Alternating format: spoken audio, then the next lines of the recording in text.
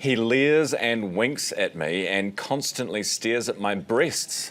That's just one of the many comments from a top-secret Wellington City Council document accidentally sold at the dump. Ethan Manera is the Herald's Wellington reporter who got his hands on those documents. Ethan, good morning. Good morning, Ryan. So this sounds pretty salacious. What's in there? Yeah, I mean, a whole lot. So we've spent the past week pouring through almost 2,000 pages of what appears to be some of the most confidential and sensitive material to pass through the Mayor's office between 1988 and the early 2000s. And bear with me because some of the stuff in here, it is extreme and there's quite a lot of it. We've got an anonymous sexual harassment claim made against a councillor, employment disputes, a personal grievance claim. There's confidential emails detailing some pretty unsavoury remarks between previous councillors. There's performance reviews, details of salaries, job applications with personal details of the applicants, including, their marital status, their health, their salaries, and how they were ranked by the council. We've got information about bonuses paid to previous CEOs, and even a letter from a councillor explaining why pornography was accessed on his council laptop. Well, what did he say? It was a young family member house-sitting at the time while he was in the US.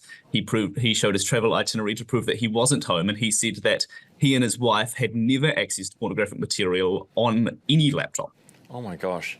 Ethan, what about the leering breasts thing? Does it say who made the complaint, or was it anonymous? And does it name who the councillor that they accused is? The complaint itself was anonymous from a whistleblower at the council. It was delivered to the Mayor's office in a sealed envelope, and the actual sealed envelope itself and the complaint, the original copies were included in this collection of documents. It names the councillor specifically. We've made the call not to name the councillor. And interestingly, the only other document to reference this in the collection is a memorandum written to the CEO and Mayor at the time discussing how to handle it. They said they would sit the councillor down and ask him if there is any truth to the allegations, as well as sending an email around the council reminding people of their sexual harassment policy. It also said that the allegations are not predicated on any assumption of wrongdoing by the councillor, so it doesn't appear from these documents. I mean, it's impossible for us to know whether this was officially investigated at the time or not. Ethan, so where are the documents now? So we were keeping the documents secure in the newsroom for the past week while we looked over them. Not long after we alerted the council to it, they quickly demanded the documents back. Since then, we've had a chance to read through them, make scans and make copies, and they've now been passed back to the council to allow them to undertake their official investigation. Between this guy who bought the desk or the drawers or whatever it was, and you getting them, do we know where else they went? Like, these are very serious allegations with people's names and details on them. Was any of this put out in the public?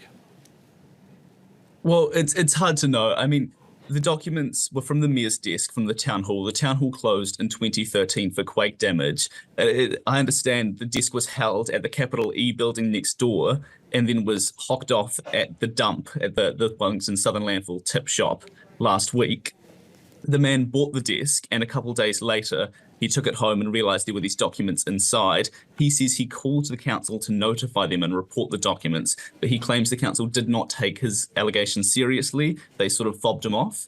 The council obviously disputes that. They said it wasn't seriously raised, and the person taking the call did not understand what he was on about.